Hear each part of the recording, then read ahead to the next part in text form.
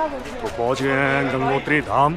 सुबह 7 बजे ऋषिकेश से निकले थे और अब हम ठीक 12 घंटे 13 घंटा में हम गंगोत्री धाम पहुंच गए हैं। हिमालय की गोद में बसा गंगोत्री बाजार, यहाँ हर दुकान से गूंजता है जय गंगे का स्वर और हर कदम पर महसूस होती है भगीरथ की तपस्या की तपिश।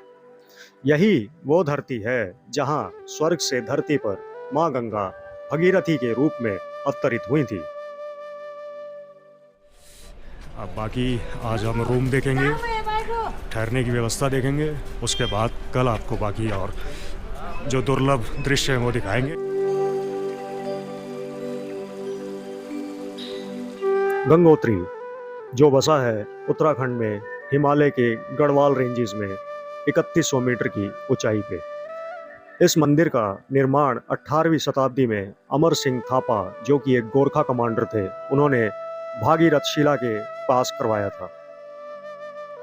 गंगोत्री में अपने शरीर को यहाँ के वातावरण के अनुसार ढालने के लिए हम एक दिन का विश्राम करेंगे और दर्शन करेंगे पार्वती कुंड, सूर्य कुंड और भगीरथ स्थल का।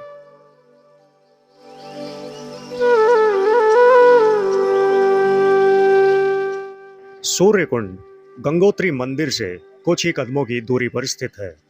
यह एक अत्यंत गहरा जल कुंड है जिसमें भागीरथी नदी ऊंचाई से गिरती है, जिससे एक सुंदर जलप्रपात बनता है।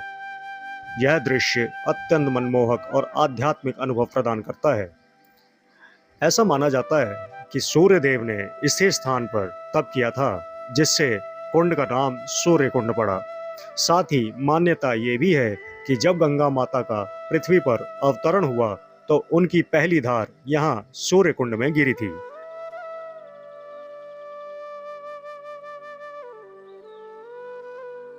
पार्वती कुंड गंगोत्री धाम से कुछ दूर स्थित एक शांत अलौकिक जलाशय है।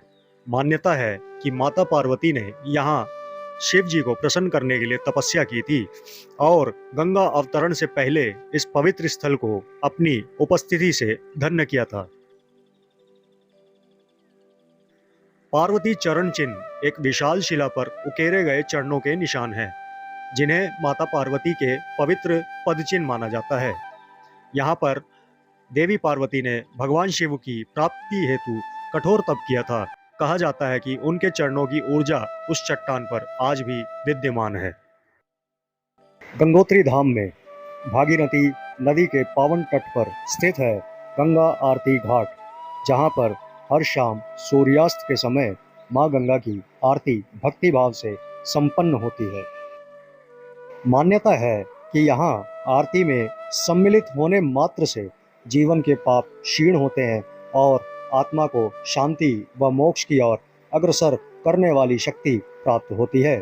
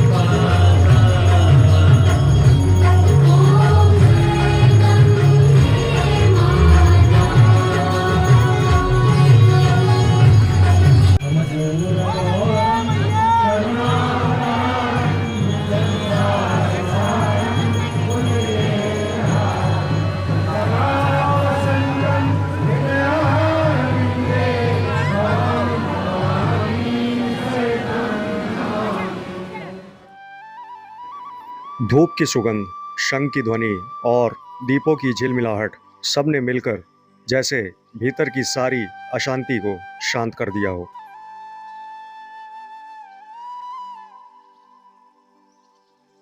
गंगा आरती के ठीक बाद गंगोत्री माता की आरती का समय हो चला था, तो इसलिए हम आ गए गंगोत्री माता के मंदिर के ठीक सामने। भक्तों की भारी भीड़ का हुजूम देखकर आरती हमने दूर से ही देखी।